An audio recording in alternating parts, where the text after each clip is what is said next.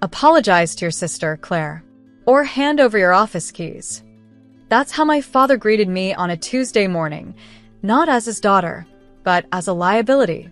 His voice was cold, his expression measured, and my sister stood behind him with that practiced look of fragile innocence she'd perfected over the years. Hi everyone, my name is Claire Hastings, I'm 28 years old, and I learned too late that in my family, love came with contracts and signatures. My sister, Lena, was the company's marketing head, charming, photogenic, and catastrophically careless. Last week, she'd lost a key client after posting confidential pricing data in a public campaign. I'd covered for her in the report, but when our CFO asked questions, she panicked and blamed me. Father didn't even look at the data trail before calling me in. You embarrassed this family's reputation, Claire. Fix it. Apologize to your sister and make this right. Make what right? I asked. The truth. His jaw tightened. You forget who built this company. Who pays your bills?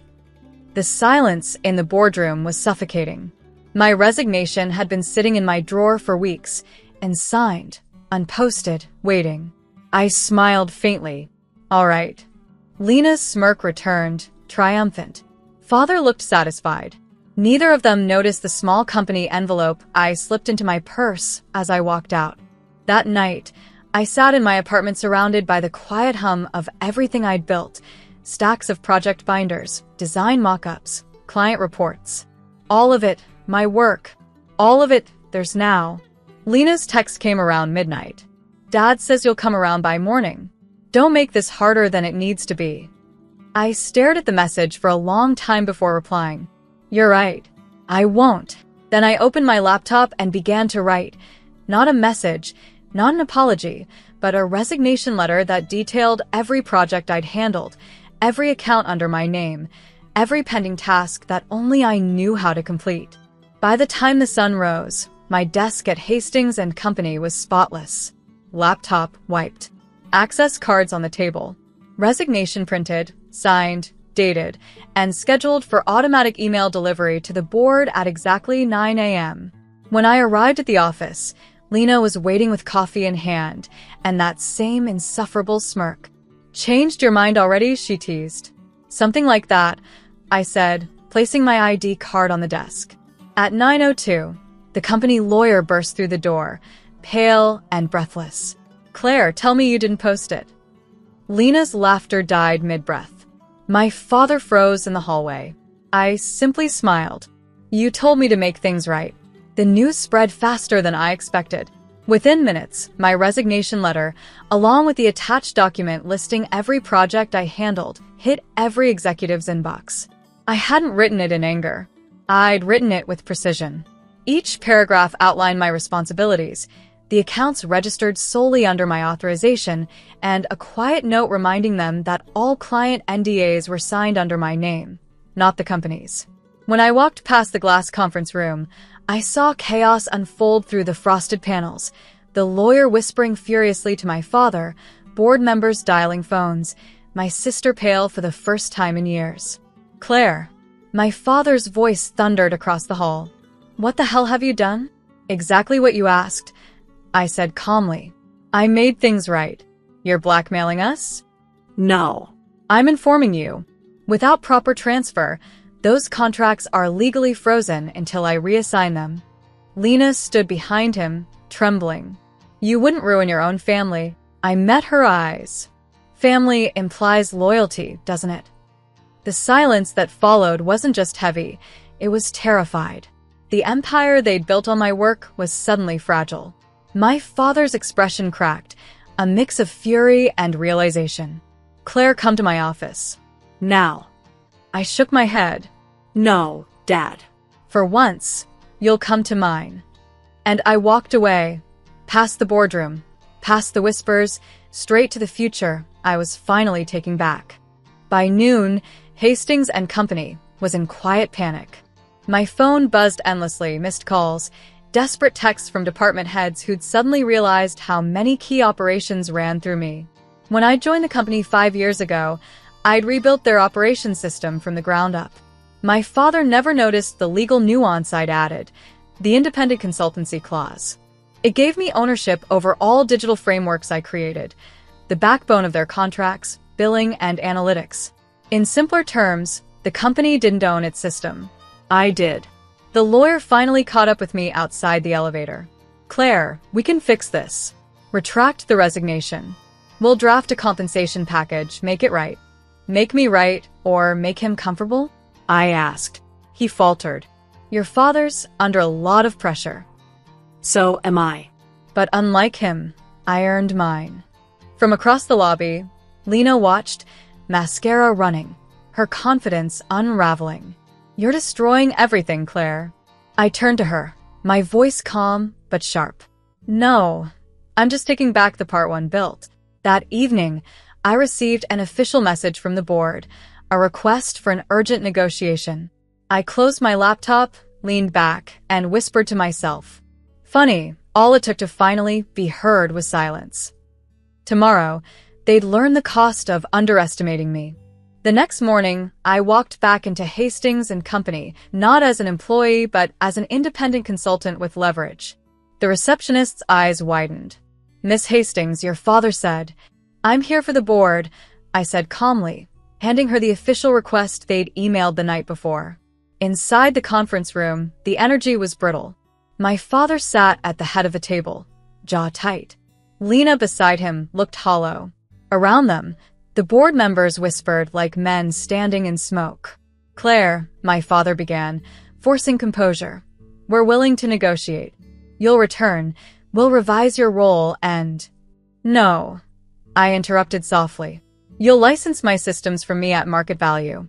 Annual renewal. Full autonomy. One of the directors blinked. That could cost millions. I met his eyes. Then it'll remind you what I'm worth.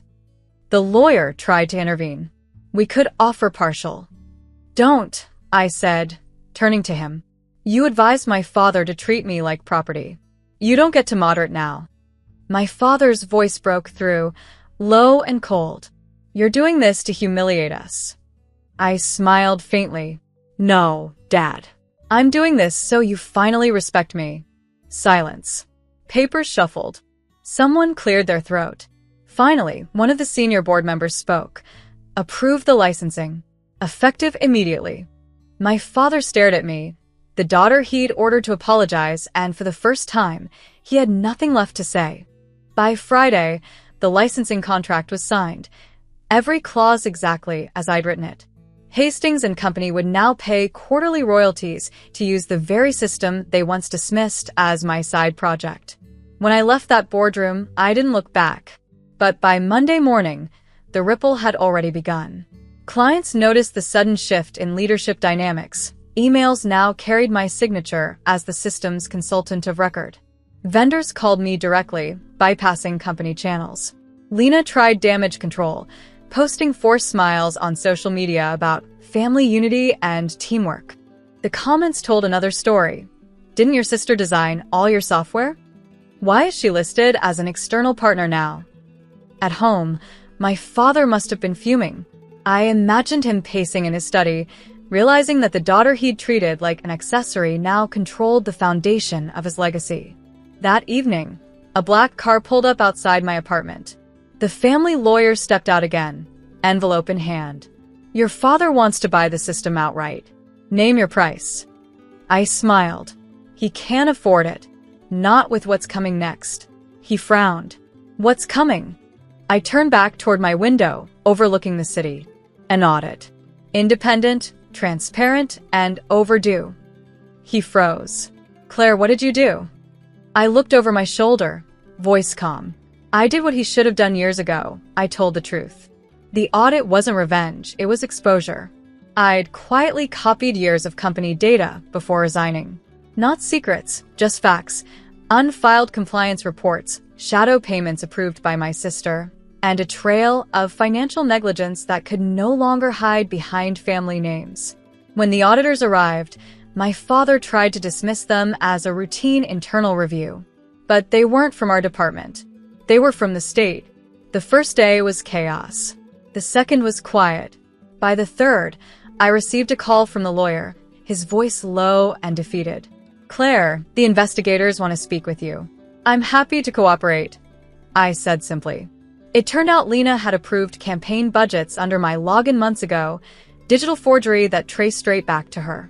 My father had authorized them blindly, signing without reading, too busy protecting the image of his golden child to notice the cracks forming under her. When confronted, Lena broke down. "You always wanted to destroy us," she screamed. "No," I said. "I wanted you to stop destroying me." Within days, the company was forced to restructure. The board suspended my father temporarily, pending investigation. My sister was removed from her position entirely.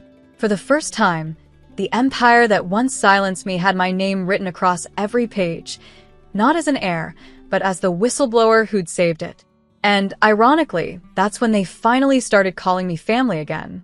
3 months later, Hastings and company held a private meeting to finalize the company's restructuring. I was invited, not as a daughter, not as an employee, but as an external consultant and stakeholder. When I entered the room, everyone stood. Even my father. His once commanding voice sounded smaller now, humbled by months of legal bruises and headlines. "Claire," he began, "we owe you more than an apology." Lena sat beside him, silent, eyes red. The smirk that used to haunt me was gone, replaced by quiet regret. I nodded, but said nothing. The new CEO, a board member I respected, handed me a folder. "We'd like you to retain permanent rights to your system and oversee its upgrades independently. Your integrity kept this company from collapsing." I signed it without emotion. Justice doesn't need celebration, just closure. After the meeting, my father followed me to the parking lot. "Claire," he said softly, "I thought I was teaching you loyalty. Turns out, you were teaching me integrity." I looked at him, calm and steady. "You taught me something too, never to confuse silence with respect." He swallowed hard. "Do you hate me?" I smiled faintly. No, Dad. "I just finally understand you." As I drove away, the office tower faded in the rearview mirror. For the first time, it didn't feel like escape. It felt like peace. Because this time, I wasn't running for my family. They were left chasing my respect.